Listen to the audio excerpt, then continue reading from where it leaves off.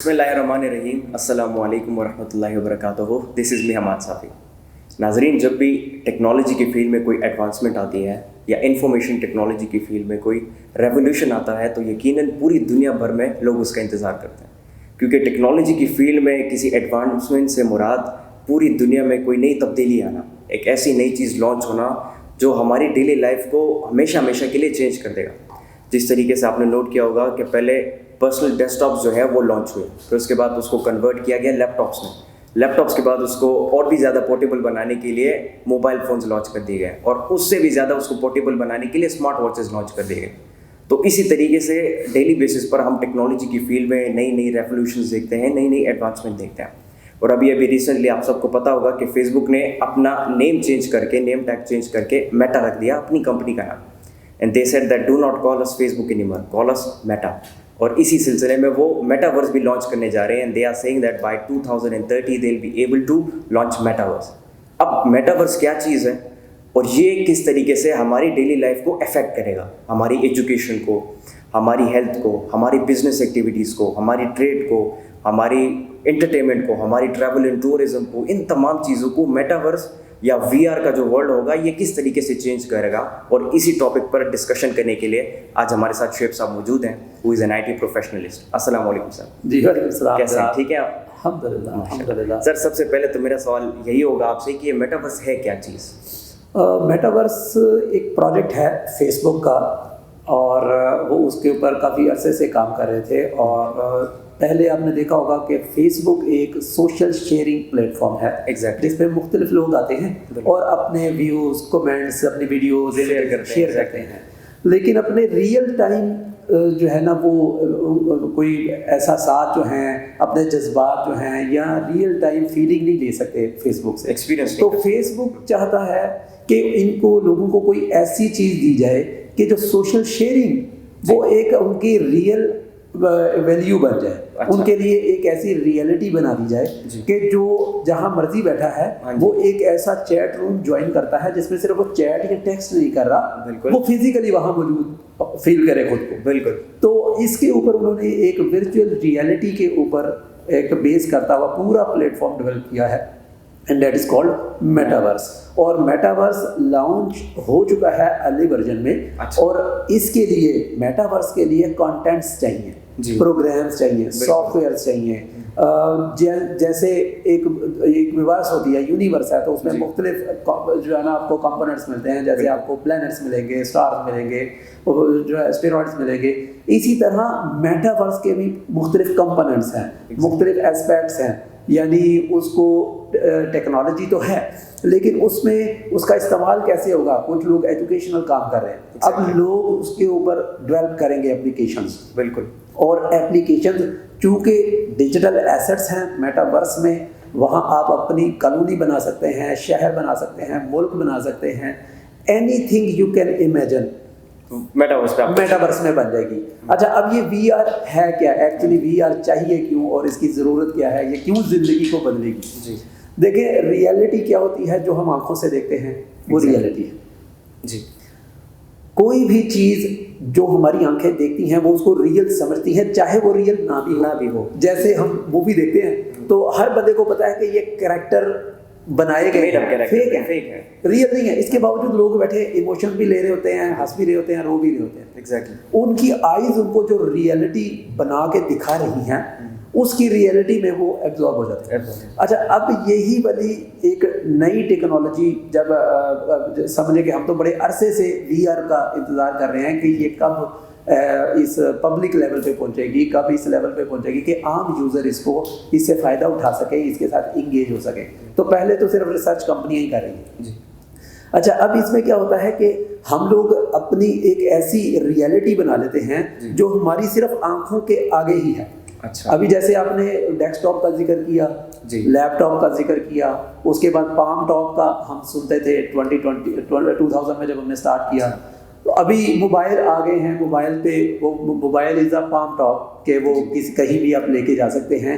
इसके बाद आने वाली टेक्नोलॉजी आई टॉप्स है, जो कि अभी लॉन्च नहीं हुई है, अभी उसके रिसर्च चल रहा है, जो कि सिर्फ आपके लेंस होंगे, आपकी आंखों में लग जाएंगे और वो पूरी की पूरी दुनिया कंप्यूटर की आपकी आंखों में चली जाएगी। उसकी अपनी इनपुट डिवाइसेस हैं, सेंसर्स हैं, आउटपुट डिवाइसेस हैं, प्रोसेसिंग यूनिट्स हैं उसके।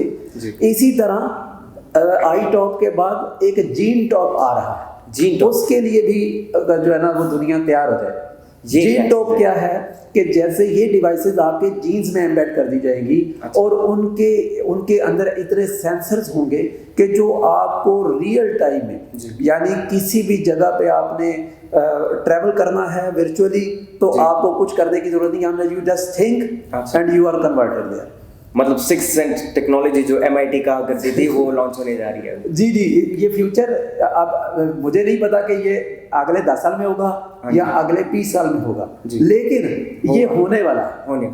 यानी आई टॉप्स के बारे में आज लोग बात नहीं कर रहे, लेकिन आप देखेंगे कि 5 साल बाद हर बंदा कह रहा होगा अब लैपटॉप नहीं लेना, लैपटॉप कन्वीनियंट नहीं है, इसको कैरी करो, इसकी बैटरी नहीं है, इसका कभी टच खराब हो जाता है। जबकि आई टॉप्स में पूरे सेंसर्स मौजूद है। अब मतलब अगर वो बाहर से ब्लैक हो जाए तो आपको अंधेरा नजर आएगा और अंदर उसकी स्क्रीन चालू हो जाएगी। यानी ये इसकी VR की एक्सट्रीम है जी। वर्चुअल रियलिटी की जो एक्सट्रीम है वो ये होगी कि वो हमें इस जगह पे ले जाएंगे कि जहाँ पे जो हम सोचेंगे, यानी देखें अगर हमने बिजनेस करना है तो ई-कॉमर्स, ऑनलाइन शॉपिंग मॉल में हम बैठे हुए यहाँ हैं, लेकिन हम वर्चुअल रियलिटी में हम उसके अंदर जाके कहीं भी ट्रैवल कर सकते हैं, किसी भी जगह शॉपिंग कर सकते हैं, कुछ भी कर सकते हैं। बिल्कुल ऐसे ही है। इसी तरह लर्निंग में आपने कोई यूनिवर्सिटी ज्वाइन करनी है, आपने कोई इंस्टीट्यूट ज्वाइन करना है, कोई स्किल लर्न करनी है, तो वहाँ पे आपको बहुत सारी अपॉर्चुनिटीज मिलेगी। अच्छा, इसमें कुछ लोग थोड़े कंजर्वेटिव भी हैं, लेकिन मैं चूँकि न्यू टेक्नोलॉजीज़ को और एडवांसमेंट्स को लोगों की भलाई के लिए ही समझता हूँ कि ये हैं, तो इसमें लोगों का बहुत ज़्यादा फायदा होगा। यानी देखिए, हम लोग जो विजुअलाइज करते हैं ना, वो लर्निंग हमारी ज़्यादा होती है, और जो टेक्स्ट जो हम पढ़ते हैं, जो हमारी आंखों से गुजरता है, उसकी वैल्यू कम होती है। अब मिसाल के तौर पे कि हम मूवीज देखते हैं, तो मूवीज में पहले टेक्स्ट आता है और फिर एंड पे भी टेक्स्ट आता है, दी एंड का। कभी किसी को याद होगा पहला और आखिर टेक्स्ट नहीं, मूवी सारी याद, मूवी सारी याद है, टेक्स्ट याद नहीं। 1 मिनट का टेक्स्ट याद नहीं है, मूवी 3 घंटे की याद है, 2 घंटे की याद है, क्योंकि हम लोग ह्यूमंस जो है ना जी, वो बने ही विजुअलाइज एनवायरनमेंट के लिए।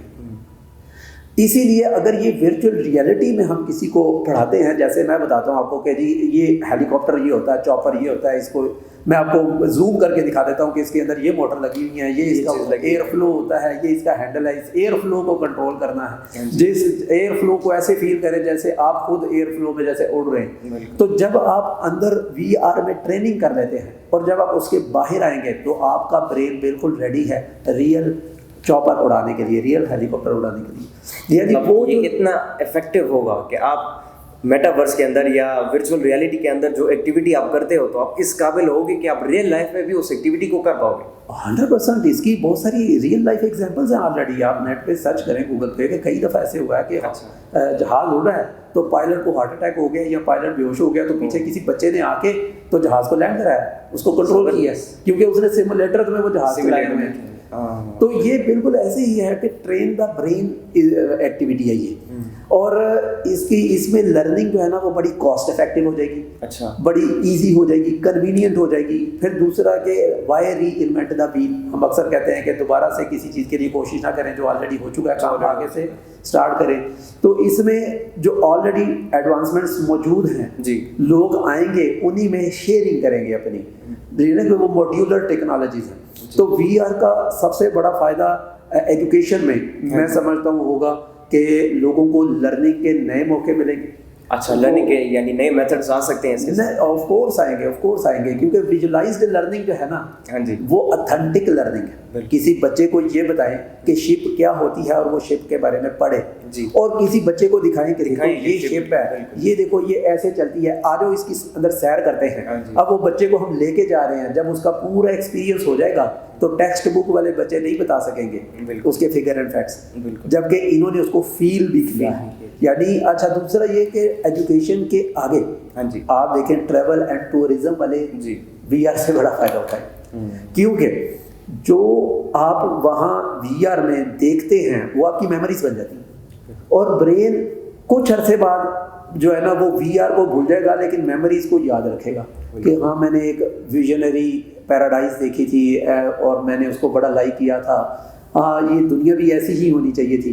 और जब वो उसको मिस करेगा वो दोबारा VR में चला जाएगा। बिल्कुल। यानी इसकी ये एक नेगेटिव साइड है, थोड़ी सी एडिक्टिव होगी ये।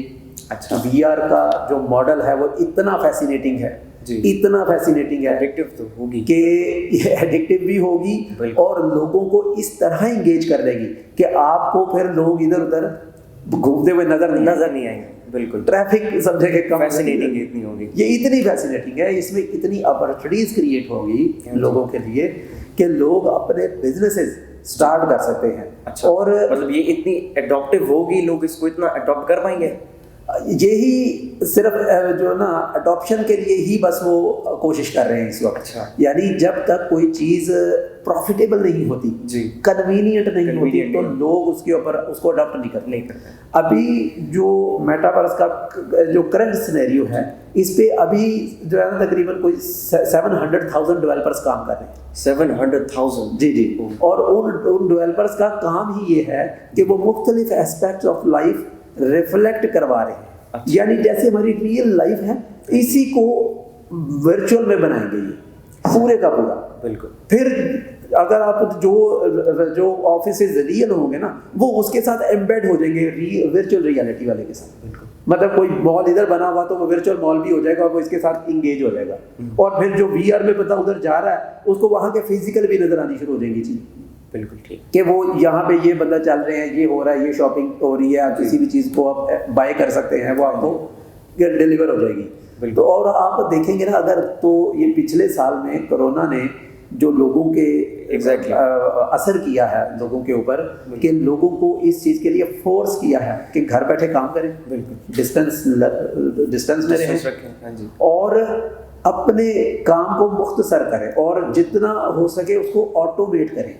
तो वो ऑटोमेट करने का जो असल पर्पस है वो VR ही है। यानी लोग जब VR पे चले जाएंगे, जब उनका बिजनेस उसमें आ जाएगा, जब जैसे बच्चे स्कूल जाते हैं तो अब बच्चों को स्कूल भेजना, उनको वापस लेके आना, उनकी फिजिकल एक्टिविटीज उससे 1000 दर्जे बेहतर है जी कि बच्चे VR का गैजेट अभी पहन के क्लास ज्वाइन कर लें, लर्निंग करें। और कुछ लोग कहते हैं कि इससे फिजिकल एक्टिविटी खत्म हो जाती है। हाँ जी। लेकिन फिजिकल एक्टिविटी के लिए उनको शाम को फिजिकल किसी क्लब में भेज दें। हाँ, सभी हो सकता है, स्पोर्ट्स क्लब में उसको डलवाएं। बिल्कुल, फिजिकल एक्टिविटी भी साथ साथ चलती जा रही है। बिल्कुल ऐसा ही है। लेकिन पाकिस्तान को आप किस नज़र से देखते हैं? क्या पाकिस्तान अभी इस स्टेज पर इस काबिल है कि ये वर्चुअल रियलिटी, ये जितने भी ये वर्ल्ड बनने जा रहे हैं, मेटावर्स बनने जा रही है, ओमनीवर्स बनने जा रही है, माइक्रोसॉफ्ट वाले अपना बना रहे हैं, इसमें कोई कंट्रीब्यूशन कर पाएगा पाकिस्तान के? नहीं, पाकिस्तान इंशाल्लाह बहुत कंट्रीब्यूट करेगा। उसकी रीज़न ये है कि पाकिस्तान में जो नौजवान नस्ल है वो बड़े स्किल्ड हैं और बड़े फर्टाइल ब्रेन्स हैं और उनके लिए कोई भी चीज़ लर्न करना आसान है। और मैं आपको एक और चीज़ बताता हूँ कि मेटावर्स की सबसे बड़ी खूबी ये होगी कि ये एंड यूज़र जो नॉन टेक्नोलॉजिकल लोग हैं, यानी जिनको टेक्नोलॉजी का पता नहीं है, ये उनके लिए बड़ी बेनिफिशियल होगी। जैसे कि आप देखें ना कि नॉर्मली हम कहते हैं कि कंप्यूटर जो है ना, वो कंप्यूटर इंजीनियर बनना या कंप्यूटर का एक्सपर्ट होना बड़ा डिफ़िकल्ट जॉब है। लेकिन आप देखें कि कई अनपढ़ लोग हैं, कुछ पता नहीं है और मोबाइल एंड्रॉयड पूरा इस्तेमाल कर सकते हैं। एग्जैक्टली। टेक्नोलॉजी के हमेशा 2 एस्पेक्ट होते हैं।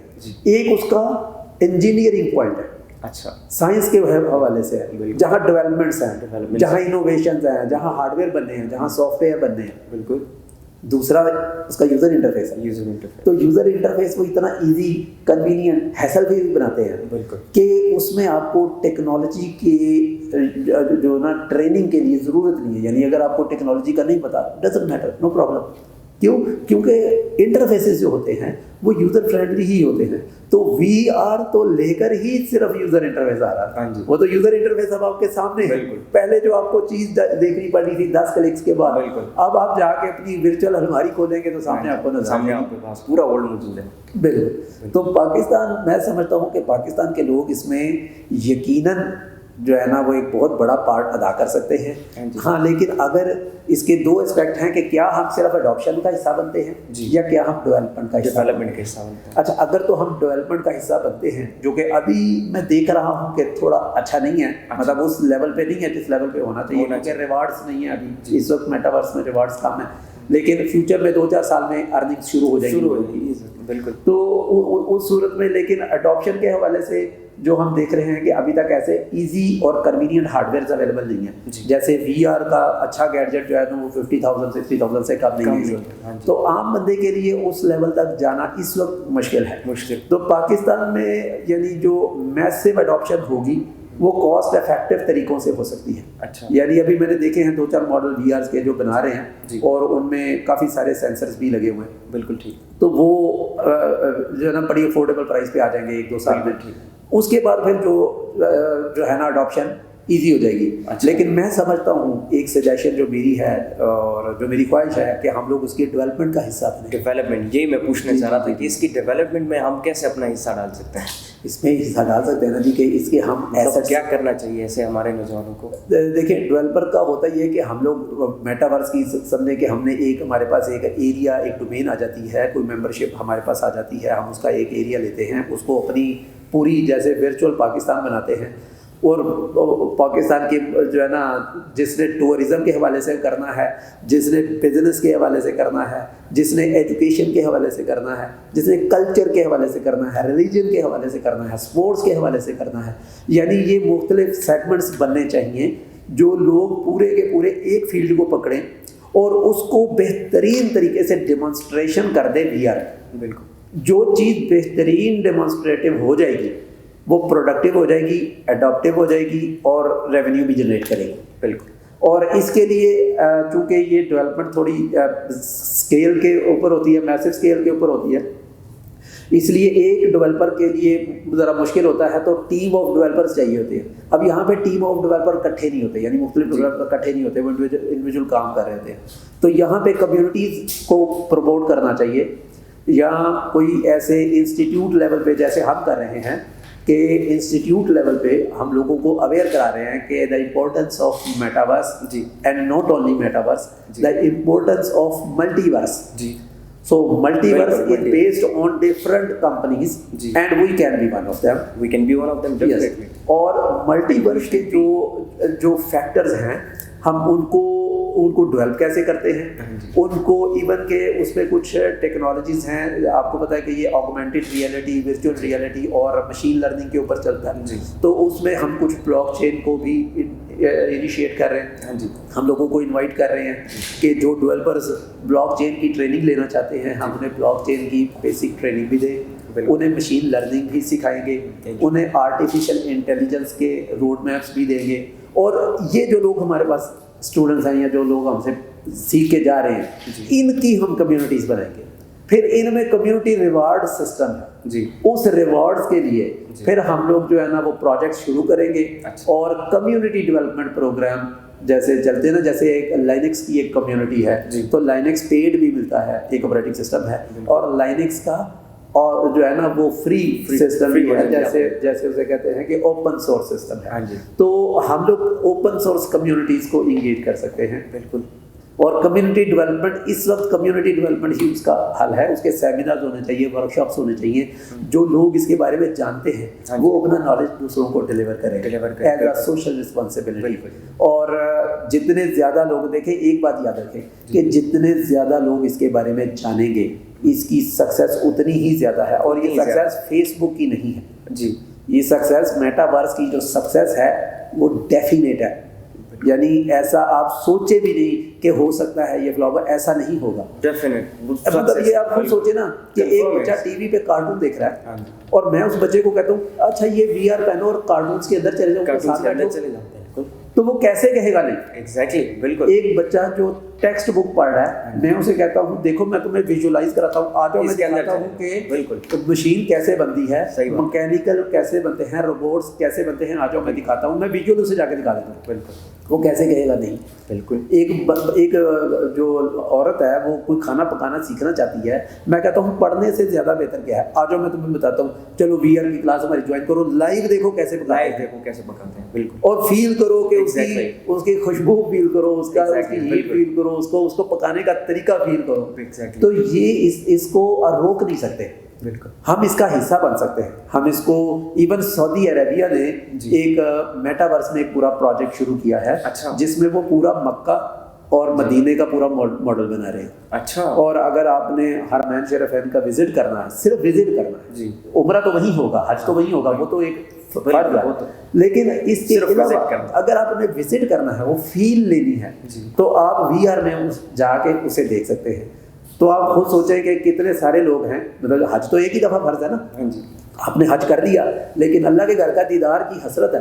बिल्कुल। तो जब आप VR में वहाँ जाते हैं और उससे पहले आप फिजिकल भी वहाँ होके आए हैं, तो आप देखें कि फील कैसी होगी। फील कैसी तो हम दूसरा ये कि हम लोग जो ये जो एजुकेशन सिस्टम है, इस्लामिक एजुकेशन सिस्टम है, इस्लामिक रिसर्च जो है ना, जो हमने करनी है, वो हम इसमें लेके आ सकते हैं और उसके ऊपर बड़ा ही अच्छा सिस्टम बन सकता है। उसके अंदर एक पूरा जो है ना वो तबलीग का निज़ाम बन सकता है और करैक्टर के ऊपर तबलीग करने का निज़ाम बन सकता है। और उसके ऊपर फिर देखें ये मैन्युफैक्चरिंग इंडस्ट्रीज़ हैं, कुछ प्रोडक्शन इंडस्ट्रीज़ है, एक्सपोर्ट का काम है, यानी काफ़ी सारी चीज़ें हैं जो VR बहुत पाकिस्तान को ना बहुत सहूलत दे सकता है, दे सकते हैं। बहुत बहुत शुक्रिया सर हमें ज्वाइन करने के लिए आज, और बड़ी ज़बरदस्त डिस्कशन है, बड़ी ज़बरदस्त गुफ्तगू हो रही है हमारी आपके साथ।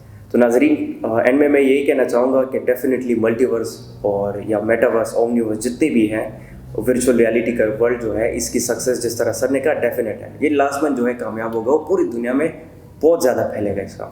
And this is going to be a new paradigm, this is going to be a new era. Multiverse का जो टाइम होगा, ये पूरी की पूरी एक सदी हो जाएगी अपनी मल्टीवर्स की, ये पूरी की पूरी एक एरा बन जाएगा अपना।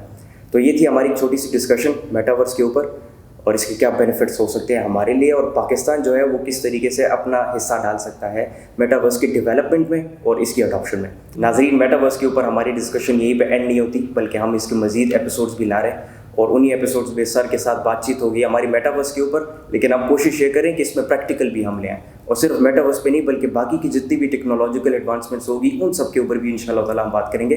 तब तक के लिए मुझे इजाज़त दीजिए, अल्लाह हाफ़िज़।